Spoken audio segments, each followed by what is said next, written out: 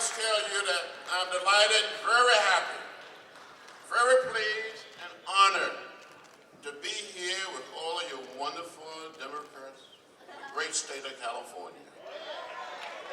I love your state. A few days ago, when we had our sit-in on the floor of the House, trying to get the Republicans to do something about guns and gun violence. Some of us said too many of our children, too many of our mothers and fathers, too many of our brothers and sisters have been victims of gun violence, and we have to do something about it. I think we had a wonderful night last night. The speakers were superb. But I must tell you, Michelle Obama made me cry.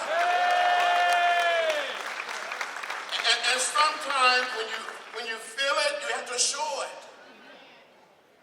You have to show some sign.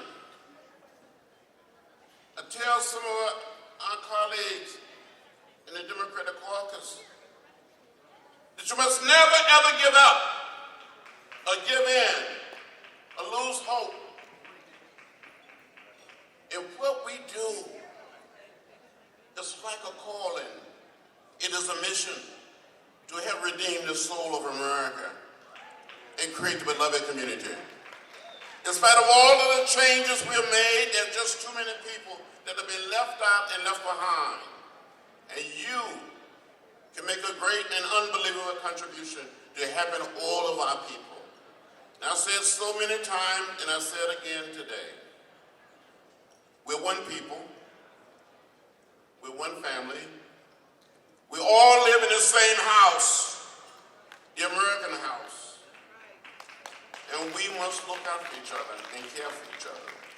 The late April Randolph, who brought us all together planning a march on Washington for August 28, 1963, was said in the meetings, was said, brethren, sisters, maybe our foremothers and our forefathers all came to this great land in different ships, but we're all in the same boat now.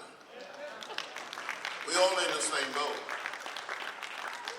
So we must do what we can to leave this little piece of real estate a little cleaner, a little greener, and a little more peaceful for generations yet unborn. We can do it, and we must do it. And we have a right to know what is in the food we eat, what is in the water we drink, and what is in the air we breathe. We must save it.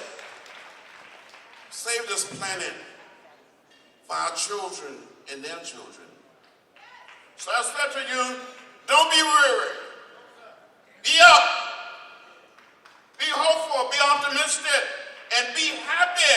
You know, I like the happy song. And sometimes I dance to that song. Just be happy. So when you leave here and go back to California, just go out and do your best. It's all going to work out. We cannot afford to lose. We must win. And win a great victory. Not just for ourselves, but for the American people, for our planet. We can do it. Now, during the 60s, I was arrested in jail 40 times. And since I've been in Congress 5 more times, and one day I'm probably going to get arrested again for something. When you see something that is not right, not fair, not just, you have to do something. You cannot afford to be silent.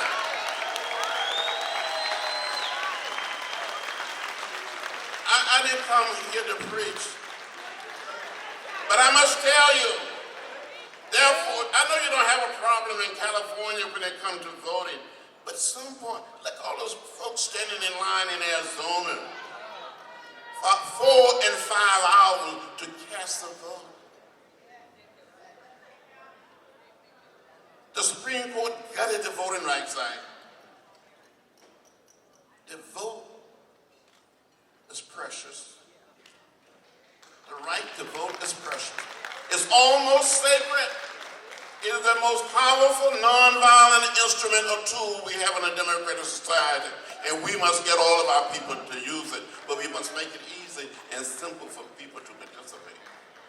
I gave a little blood on that bridge in Selma on March 7, 1965, but some people all across the South, black and white, gave their very lives. We cannot let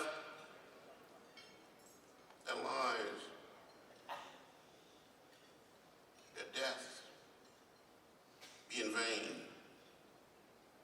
We got to get out and vote. You got to get people to get out and vote. I know all of you are just going to do it. You're delegates. You're political leaders. But you got to get our people, all of our people, all of our citizens, to get out and vote like we never, ever voted before. We must defeat Trump. We must do it. We must do it. If we fail to do it, history will not be kind to us. So get out there. Do it. Have a victory.